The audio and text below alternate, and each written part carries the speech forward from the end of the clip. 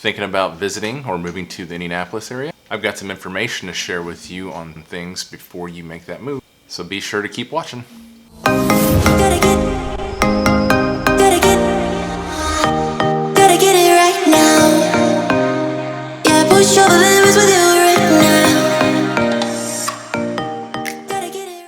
Hi everyone, welcome back to my channel.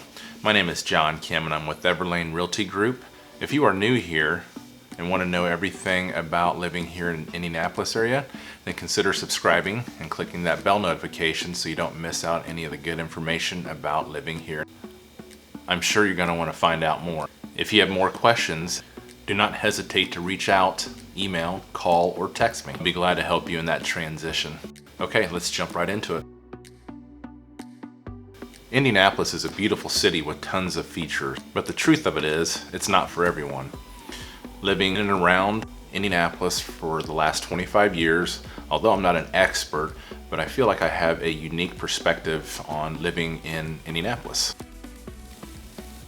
In today's video, I'll cover 10 things that you will want to know before moving to Indianapolis, Indiana. Number one is get ready to embrace the roundabouts as you drive through Indianapolis and surrounding metro traffic. It is something that has been designed in Europe and I think adopted originally in Colorado, but we have certainly taken that technology and the engineers have scattered it throughout the metro Indy location. Hey everyone, I just want to show you what a typical roundabout kind of looks like here in Indiana.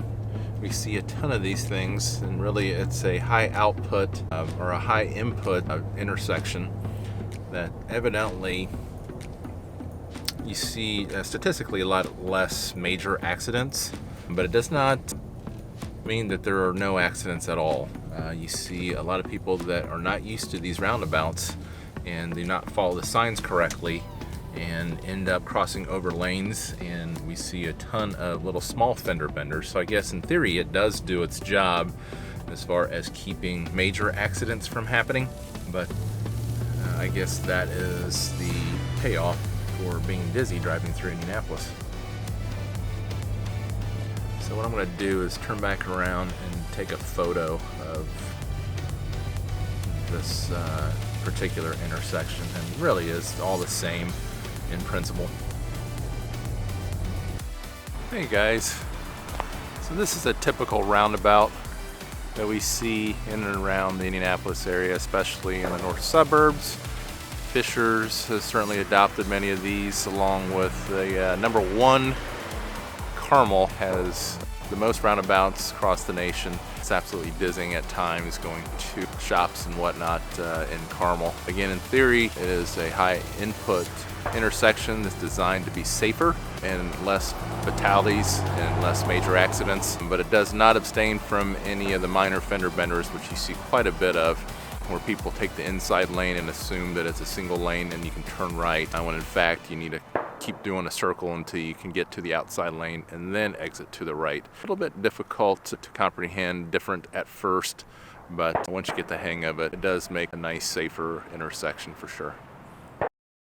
While there has been a building boom here in Indianapolis area, there's some experts that believe that there are a lot of vacant homes in nearby counties that's experiencing decreases in population that's ultimately driving the prices of other counties that have concentrations of homes such as in the Indianapolis area. Nevertheless, gas, food, fuel, and if you're looking to live that American dream here in Indianapolis without burning a huge hole in your pocket, then Indianapolis is a place to be. Number three, Indianapolis is a huge exporter of automobiles, car parts, and pharmaceuticals, with Canada and Mexico accounting for over half of all the overall value of exported goods from the Hoosier State. According to Indiana Business Review, Indianapolis area and economy continue to grow and draws in talent. Number four, some of the state's most valuable resources are gas, oil, and coal. Indiana produces 36 million tons of coal annually. The state also mines sand, gravel, and limestone. On occasion, if you live close to some of these limestone quarries, you will experience many earthquakes, rumbles, and some explosions while they're doing the mining. Hey guys, this is just a typical mine. This one is owned by IMI, which is a local aggregate company here in this area. And this mine is actually slated to be converted into a glorified retention pond for Geist Lake here in northeast Indianapolis. So what's going to happen is this is a watershed for Indianapolis along with Morse Reservoir. So what's going to happen is they're going to fill in this quarry to help regulate the water levels of the Geist Reservoir in times of drought. So yeah, so it's kind of interesting, unique look. Drive by here all the time and never actually got up here to look, but it goes way down there. I don't know, I'll try to zoom in.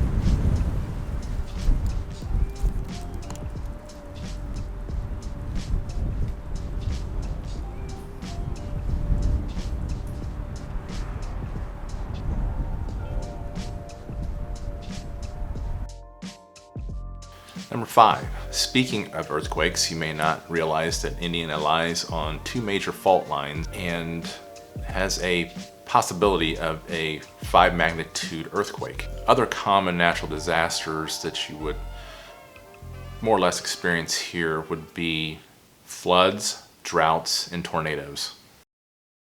If you have traveled around the nation, one thing you'll notice, there is a lot of lush trees in our state. Yes, we do have a lot of farmland on the outskirts of town, and although we don't have any oceans or mountains, we have a lot of lush greenscape of trees, blooming array of flowering plants, colorful fall foliage, and 4 seasons, which many seek or miss.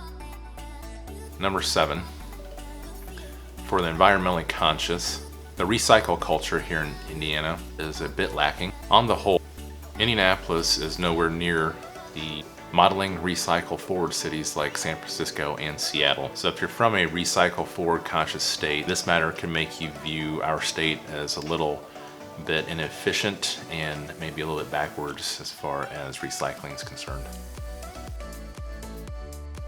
Number 8, Indianapolis is generally a very clean downtown and very walkable. It is very safe for the most part. Of course, you have a few exceptional areas that you may be a little concerned with in the evenings that you may want to avoid, but overall our downtown area is very clean in comparison, and we have friends that come and visit from Canada of all places and always comment on how clean our downtown area is. Number 9, be aware of all the potholes. We have a very mixed environment with extreme colds and heat, and so that freeze-thaw cycle really takes a toll on our roads here in Indianapolis, and so it seems like it's a every year ritual in the spring that you have a lot of these streets redone. So just be cautious when you're driving in and around Indianapolis area. Some of these roads that have not been resealed can be very damaging to your rims. First-hand experience. Number 10, the CBD culture. In March of 2018, Indiana legalized the CBD for medicinal use here in the state, and with that, you're seeing a lot more of these vape shops, seeing a lot more pharmaceutical sales of CBD, and you're seeing a lot of the industry growing. We'll see a lot more of the goods, the raw goods being produced here in Indiana, which is great as far as when we're forecasting for future jobs in this industry. So now that you know a little bit more about Indianapolis, our next step is to figure out where in the city you would like to visit or move to. In the next video, I will go over the best places in Indianapolis to stay while you're making that transition to move here in Indianapolis. Click right over here to check out other videos if you're planning on moving here to the Indianapolis area. Refer to my contact information below in the description. I would love to have a conversation with you. Thank you so much for watching this entire video, and I will see you next week.